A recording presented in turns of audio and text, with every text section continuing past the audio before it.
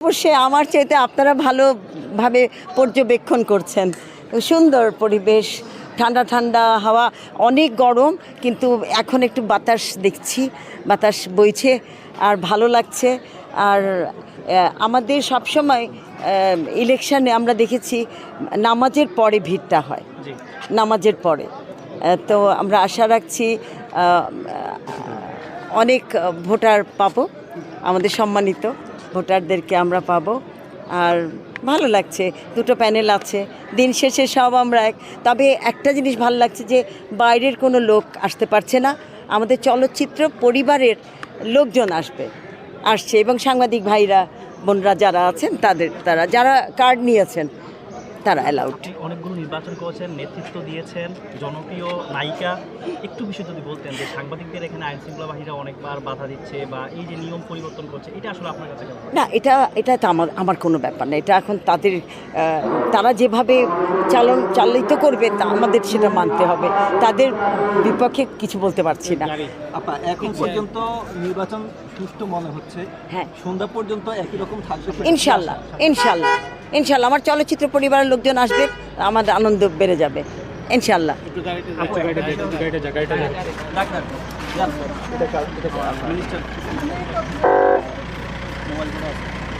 Mobile কোটা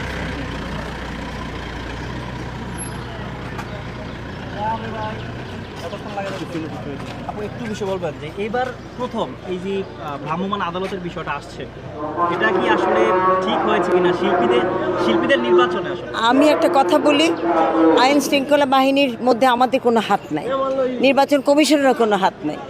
ওনারা যেটা চিন্তা করে যা করছেন আমরা স্বাগতম আর কি, তাদের প্রতিটি কাজে আমরা স্বাগতম। আপু, অনেকে বলছেন যে এবার ভোটারের চেয়ে পুলিশের আইন শৃঙ্খলা বাহিনীর উপস্থিতি বেশি, এটা নিয়ে আপনি কি বলছেন? ভোটার আমরা আশা করছি, কারণ ঈদের পর অনেকে বাড়ি থেকে আসে নাই, আমরা জানি না কি হবে, কারা আছে ঢাকায়, কারা নিজের বাড়িতে আছে, এটা বলতে পারছি না। তবে আশা রাখছি নামাজের পরে, এখন কিছু করার নাই, যারাই আছে যতটুকু, আমরা 570টা সম্মানিত ভোটার, তার মধ্যে যা আসে আমরা অসুবিধা নেই। নিপুণ আপু বলছিলেন যে তার যেই প্যানেল, সেই প্যানেল আপনাকে পেয়ে আসলে একটা চমক হয়েছে, আসলে কেমন লাগছে? আসলে আসল চমকটা তো আমরা পেয়েছি আমাদের প্রেসিডেন্ট মাহমুদ কলিকে, আমাদের হিরো, জনপ্রিয় হিরো, উনি কিন্তু আমারও হিরো। তো এর আগের বার আমাদের ইলিয়াস কাঞ্চন ছিল, সেও আমার হিরো। হ্যাঁ, আমরা একসাথে ন্যাশনাল অ্যাওয়ার্ড, বাদশাহ পুরস্কার একসাথে পেয়েছি এবং অসংখ্য হিট ছবির নায়ক ইলিয়াস কাঞ্চন গতবার ছিলেন। এইবার মাহমুদ কলি, সেও জনপ্রিয় হিরো, আমার হিরো, ওর সাথে আমার প্রায় 12টা ছবি। তো দুইবারই আমার হিরোরাই আছেন, খুব আনন্দ। একটু জানতে চাই যে 17 বছর পর এত নিরাপত্তার সাথে নির্বাচন করা হচ্ছে, ভোট গ্রহণ করা হচ্ছে, সেটা কি মূলত আপনার দেশ প্রধানের নজর, শিল্পী সমিতি নির্বাচন আছে দেখে কি এত নিরাপত্তা এবার? আমি তো বললাম এখানে আমাদের কোনো ব্যাপার না, ওনারা যেভাবে চালিত করবেন, যেভাবে যা এফডিসির ভিতরে ওনারা যা আইন শৃঙ্খলা রাখবেন, আমরা সাধুবাদ জানাচ্ছি। আপনাদের প্যানেল থেকে একটি অভিযোগ করা হয়েছিল বাউন ভাই বের হন। থ্যাংক ইউ আপু।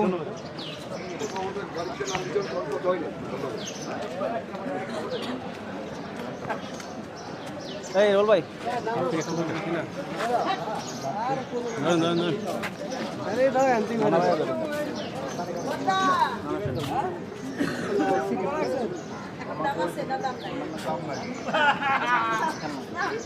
भैया बहुत कमी কথা বলতে হবে।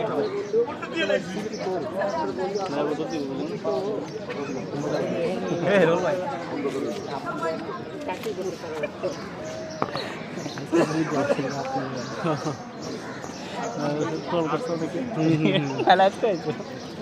এটা একবার সত্যি কথা না, আবার একটা শুনছে। আরে ভাই হ্যাঁ, প্রতিবন্ধ আসছে এই জন্য না ভাই, একটু কথা দাঁড়ান, একটু দাঁড়ান।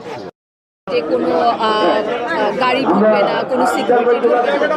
আসলে যেটা হয় যে আমাদের তো গাড়ির ড্রাইভার থাকে, অনেকের সাথে সিকিউরিটি থাকে। যেমন আমি যদি আমার অপোজিশন প্যানেল ডিপজল সাহেবের কথা বলি, ওনার সাথেও অনেক সিকিউরিটি থাকে। তো এরা যদি না ঢুকে তাহলে তো আমার এত ঘন্টা এখানে থাকাটা অনেক মুশকিল। সেখান থেকে আমরা এগুলা খুব কি বলে এগুলা খুব যাতে নিয়মতান্ত্রিকভাবে করে ঢুকে এবং সবাই যাতে আসতে পারে এটারই ব্যবস্থা করেছে। আপনার প্রতিদ্বন্দ্বী একজন খল অভিনেতা খুব ভালো মনের মানুষ, সবাইকে সহযোগিতা করে, তার সাথে প্রতিদ্বন্দ্বিতা করতে কোনো ভয় কাজ করছে কিনা? না, আসলে তার সাথে প্রতিদ্বন্দ্বিতা করতে কোনো ভয়ই কাজ করছে না। কারণ কি দেখেন, আপনি প্রথমেই বলেছেন ভালো মনের মানুষ, তো ভালো মনের মানুষের সাথে মনে হয় প্রতিদ্বন্দ্বিতা করতে কখনোই মানে কোনো প্রবলেম হওয়ার কথা না। আপনারা এই জায়গাটা একটু ফাঁকা করেন, আপনারা যান, আপনারা ভিতরে থাকলে ভিতরে, নাহলে বাইরে থাকলে বাইরে। আপনারা রাস্তায় কোনো রকম করতে পারবেন না। নির্বাচনের পরিবেশ মাশাআল্লাহ খুবই ভালো, সবাই আসছে। এখন তো হচ্ছে জুম্মাও শেষ, এখন আসলে ভোটারের সংখ্যা অনেক বেড়ে যাবে, এখন সবাই ঢুকবে এবং নির্বাচন খুব সুন্দরভাবে হচ্ছে, সুষ্ঠুভাবে হচ্ছে। আপনি স্বতন্ত্র থেকে প্রার্থী হয়েছেন? আমি মিশা দীপজল প্যানেল থেকে। আচ্ছা, জয়ের ব্যাপারে আপনি কতটা আশাবাদী? আলহামদুলিল্লাহ, আমি 100% আশাবাদী। আচ্ছা, এবারে নির্বাচন কি গেলবারের নির্বাচনের মতো কি ওরকম বিতর্ক বা বিভিন্ন কাদা ছোড়াছুড়ির মতো ঘটনা হবে? কোনো সম্ভাবনা নাই। এবার আমরাই চাই যে কোনো কাদা ছোড়াছুড়ি হবে না, আমরাই চাচ্ছি, আমরা সব কিছু সুন্দরভাবে আমরা মেনে নিচ্ছি। তাহলে কি আগের বারগুলোতে কি ইচ্ছাকৃতভাবে হতো না? ওই সময়টা আমি দেখবেন যে কোনো ধরনের কাদা ছোড়াছুড়ির মধ্যেও আমি ছিলাম না, কখনোই না। আর এবার আমাদের মিশা দীপজল প্যানেল আমরাই চাই যে যাই করুক না কেন, আমরা সবসময় হচ্ছে যেন চুপ থাকি, সুন্দরভাবে যেন ভোটটা হয়ে যায়, এটাই চাই। আচ্ছা, যেহেতু আজকে হচ্ছে শুক্রবার, সবাই চিন্তা করছে যে জুম্মার পরে আর কি ঢুকবে। এখন আমাদের অনেক ভোটার অলরেডি চলে আসছেন, সকাল থেকে একটু কম ছিল, আর যেহেতু আজকে অনেক রোদ, তো এখন অনেক ভোটার চলে এসেছেন। আপনারা সিনিয়র শিল্পী অথবা যারা বর্তমান সবচেয়ে সর্বোচ্চ অবস্থান আছেন, তাদের আশা করছেন আজকে আপনাদের, যেমন আলমগীর সাহেব, তারপর যারা আছেন, সাকিব খান সহ যারা, তাদের আশা করছেন? আমাদের সাকিব খান দেশের বাইরে আছেন, তবে আমাদের অন্যান্য যারা সিনিয়র শিল্পীরা আছেন তারা তাদের মন মতোই আসলে ভোট দেবেন। আসলে ভোটের সময় কিন্তু বোঝা যায় না কে কাকে ভোট দেবেন, তো এটা সম্পূর্ণই তাদের নিজস্ব ব্যাপার। না, আমাদের অলরেডি অনেক সিনিয়র শিল্পীরা ভোট দিয়েছেন, সকাল থেকে ওনারা ভোট দিয়েছেন অনেকে। আপু, আমরা লক্ষ্য করছি যে নির্বাচনকে ঘিরে আইন শৃঙ্খলা বাহিনীর পুলিশ সদস্য, এনএসআই, ডিজিএফআই সহ বিভিন্ন ইউনিট, এসবি সহ বিভিন্ন ইউনিট কিন্তু মোতায়েন করা হয়েছে এফডিসিতে, যেখানে শিল্পী সমিতি এবং যেখানে শিল্পীরা থাকেন এবং যেখানে শিল্পীদের আস্থার জায়গা এবং যেখানে শিল্পী হচ্ছে একটা উদার জায়গা, তো সেই জায়গায় এই ধরনের আইন শৃঙ্খলা বাহিনী দিয়ে বা প্রশাসন দিয়ে নিরাপত্তা দেওয়াটা কি আসলে শিল্পী সমিতির জন্য কি ভালো দিক?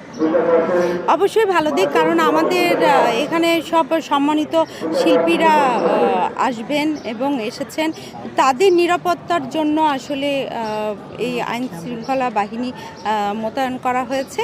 তো এটা অবশ্যই আমরা ভালোভাবেই দেখছি, যাতে আমাদের কোনো শিল্পীরাই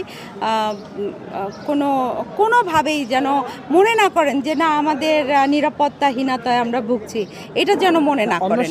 অন্য সময় তো আসে শিল্পীরা এফডিসিতে, মানে তখন তো এত নিরাপত্তা প্রয়োজন পড়ে না, আজকে কেন এত বেশি? আজকে যেহেতু সব শিল্পীরা আসবেন, তাই না, একত্রে এতগুলো শিল্পীরা এখানে আসবেন, ওনাদের নিরাপত্তা অবশ্যই দরকার। আচ্ছা আপু, নির্বাচনের আগ মুহূর্তে ভোটারদের উদ্দেশ্যে অনেক প্রতিশ্রুতি দিয়ে থাকেন, আসলে নির্বাচনে জয় হওয়ার পর সেই প্রতিশ্রুতিগুলো রক্ষা করেন না, আসলে আপনারা জিতলে কি কতটা রক্ষা করবেন বলে মনে করেন? ইনশাল্লাহ আমরা 80% বলবো যে আমরা আমাদের কথা আমরা রাখবো ইনশাল্লাহ। আপু, একটা বিষয় হচ্ছে